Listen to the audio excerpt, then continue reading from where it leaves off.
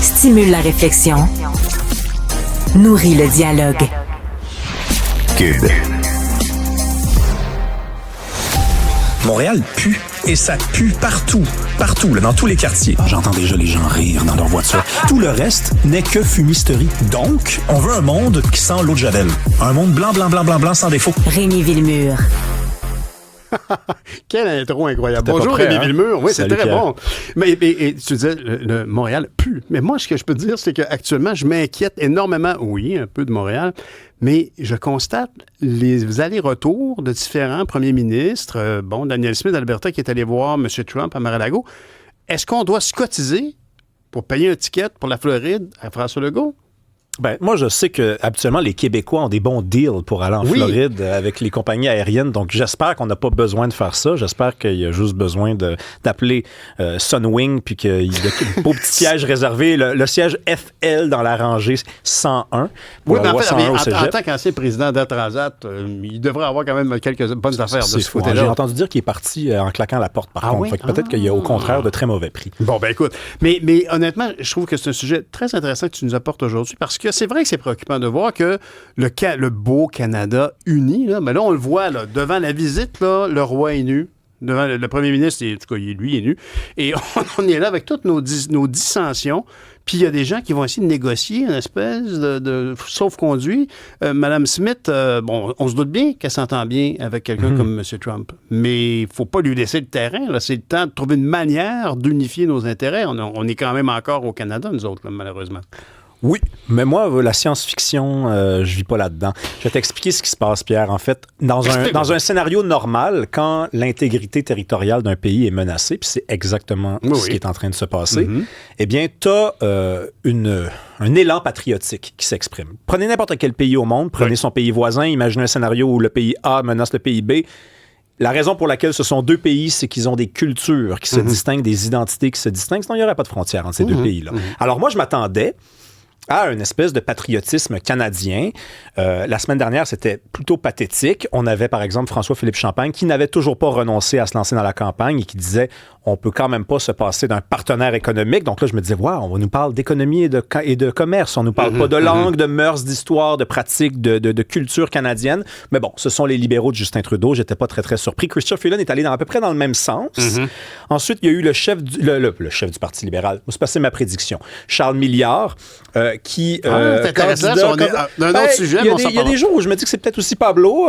J'ai risque de pas me tromper, parce que c'est un ou l'autre. Mais Charles Milliard disait la semaine dernière, non, en fait, même chose. Il disait, en fait, nous, on a une culture particulière et une langue. Là, je me disais, où est-ce qu'il s'en va? Mais il parlait de la culture québécoise et de la langue française. Donc, moi, il a fallu que je lui rappelle sur Twitter que c'était aussi ce qui nous distinguait du Canada. Ben oui.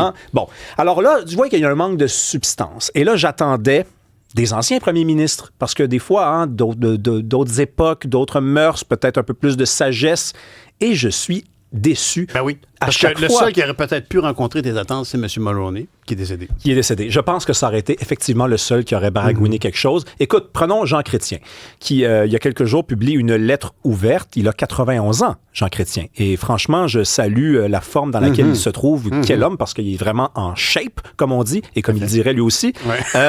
Le petit bonhomme de Shawinigan, qu'est-ce qu'il nous dit? Ben, il nous dit, c'est quoi le Canada? Le Canada, et il faut le répéter. Et là, tu dis, mais vas-y, j'attends quelque chose. Le Canada, c'est le fait d'accueillir des gens de partout dans le monde qui viennent vivre ici. Puis tu dis, c'est ça le Canada? C'est une auberge? C'est comme dans Astérix et Obélix. Un collègue ici qui a déjà parlé que le Canada, c'était comme le pavillon du Canada à l'Expo 67. Ben oui.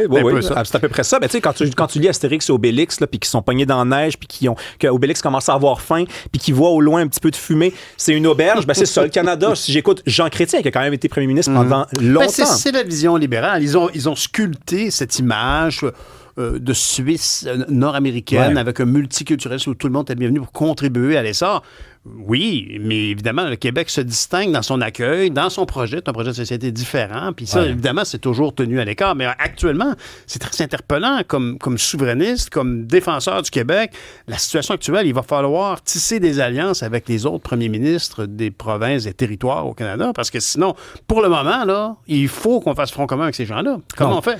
Ben, écoute, t'as raison, mais je veux quand même insister sur une idée. C'est que depuis quelques jours, on ne cesse de dire c'est normal que ce soit compliqué compliqué pour les gens de défendre l'identité canadienne. Elle n'existe plus depuis 2015, le fameux voyage de Justin Trudeau à New York, où il a accordé une entrevue au New York Times et où il a dit nous serons le premier État post-national. Eh bien, c'est la preuve que c'est pas vrai, que ça date juste de 10 ans, cette incapacité-là. C'est que Jean Chrétien, qui a 91 ans, est toujours pas capable, à son âge, de nous parler d'un Canada d'une autre façon que nous sommes une auberge. Stephen Harper, dont la figure revient de plus en plus parce qu'on devine, en fait, on devine plus, on le sait désormais, qu'il a été derrière la campagne de Pierre Poilievre. Il est derrière le retour des conservateurs à Ottawa. Qu'est-ce qu'il nous a dit il y a quelques jours? Stephen Harper, roulement de tambour, il nous dit le Canada, c'est quoi? C'est être loyal avec nos voisins, c'est être amis. Mais quoi, les Ouzbeks, les Danois, les Belges, les Français, les Suisses, les Sénégalais, les Mauritaniens ne sont pas loyaux, amicaux. Enfin, c'est quoi le Canada? Tu penses je me souviens pas, il faisait allusion clairement à notre voisin du Sud. Oui, tout à fait. Donc, ce qu'il faisait, c'est qu'il relayait une vidéo qu'il avait partagée il y a quelques années en disant « Voici ce que j'avais dit à l'époque quand j'essayais de négocier une entente avec les États-Unis et mes propos n'ont pas mal vieilli, ce sont les mêmes. » Et c'est sa vision du Canada par rapport aux États-Unis. C'est une vision qui est sans substance. C'est ça toujours. C'est au cœur même de toutes nos conversations visant à protéger le Québec dans le contexte actuel parce que, de toute évidence, le Canada anglais, le reste, le Rust of Canada, comprend pas les différences, les revendications du Québec. Puis quand tu parles d'une frontière, effectivement, y a-t-il une différence? Pour le plus commun des mortels, y a-t-il une différence entre un Belge et un Français? Bon, pas tant que ça. Ben oui, il y en a une. C'est pour ça qu'il y a une frontière. Tabarnouche. Non, c'est ça. Dis pas ça à un Belge. Hein? Mais c'est ça. Dis pas à un Belge que Jacques Brel est un chanteur français. T'as bien raison. Non, mais elle est là. Elle est là. Il est là, le cœur du débat. C'est qu'il faut se tourner la langue 95 fois pour essayer de trouver une réponse. Il faut faire preuve de beaucoup d'imagination, de trop d'imagination pour trouver des réponses. Et moi, je pense qu'il faut aussi qu'on accepte que ça n'a rien à voir, non seulement avec les propos de Justin Trudeau en 2015, non seulement avec les 20 dernières années. Jean Chrétien disait, vous rappelez-vous, on n'est pas allé en Irak et les Américains sont allés en Irak. Voici la différence entre les Canadiens. Il y a plein de pays qui sont pas allés en Irak. Les Britanniques sont pas allés en Irak. Les Canadiens sont-ils des Britanniques? Oups. Ça date de bien plus longtemps que ça. Écoute, moi, je relisais dans ma bibliothèque il y a quelques jours parce que j'essayais de comprendre ce que c'est que le Canada.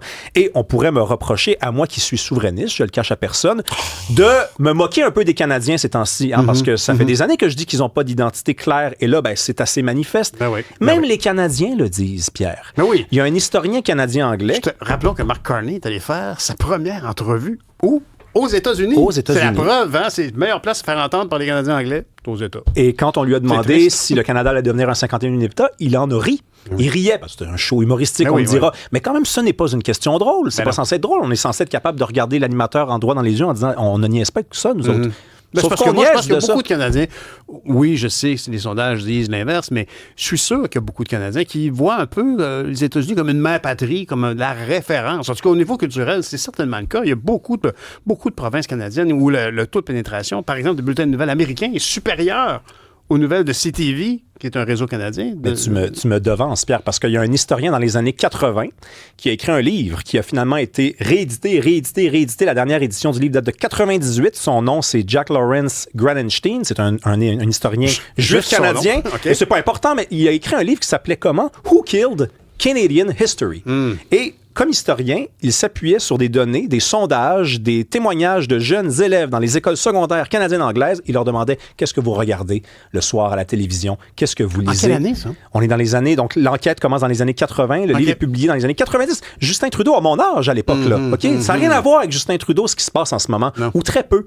C'est un problème structurel au Canada. Les Canadiens regardent la télé américaine, écoutent de la musique américaine, tripent sur les États-Unis. Il y a quelques exceptions, mais le corpus essentiel, puis tout le monde le sait, là, combien de fois on a entendu que les autres Canadiens étaient jaloux de ce qu'on appelait à l'époque le star system québécois. C'est-à-dire qu'on avait beaucoup de gens qui regardaient les écrans en même temps. Encore aujourd'hui, on a encore des chiffres exceptionnels sur certaines émissions de télé, mais c'est vrai pour une certaine génération. Pour la génération plus jeune, c'est les moins.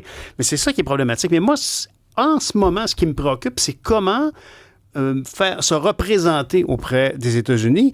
Et je pense qu'on ne retrouvera pas une page forte, une image forte pour présenter le Canada. Il va falloir y aller de façon très collégiale, le plus coordonné possible. Paul Saint-Pierre Plamondon évoquait qu'il voulait voir une délégation du Québec avec des gens de tous les partis.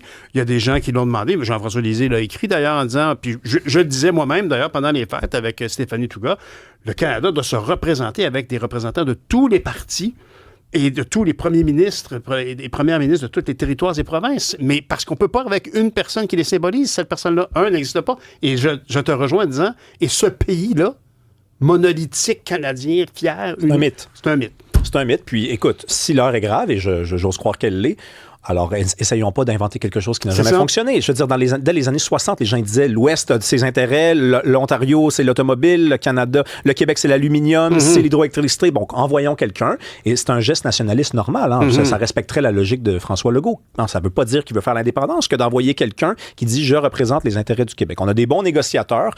On pourrait réveiller Lucien Bouchard. Oui, ben là, honnêtement, ça fait longtemps qu'on l'a vu. Mais on a aussi un très beau réseau de représentants de Maisons du Québec un peu partout. Qui, de toute évidence, semble très efficace. Écoute, en tout cas, ce qui est certain, c'est que en ce moment, là, l'heure est grave. Je veux pas avoir l'air de dire que la politique, c'est tout, mais en ce moment, là, on est mal barré pour se défendre comme il faut. Tout à fait. Puis je pense qu'à long terme et même à court ou à moyen terme, la solution, elle est très simple. Hein? C'est juste de se couper des intermédiaires. Un intermédiaire de trop, qu'est-ce que ça donne? Ça donne rien. Alors tu t'enlèves un intermédiaire puis tu fais l'indépendance du Québec. Rémi, on va espérer que tout le monde va s'inspirer des propos de Paul Saint-Pierre Plamondon et de Jean-François Lisée. Merci. Salut. À demain.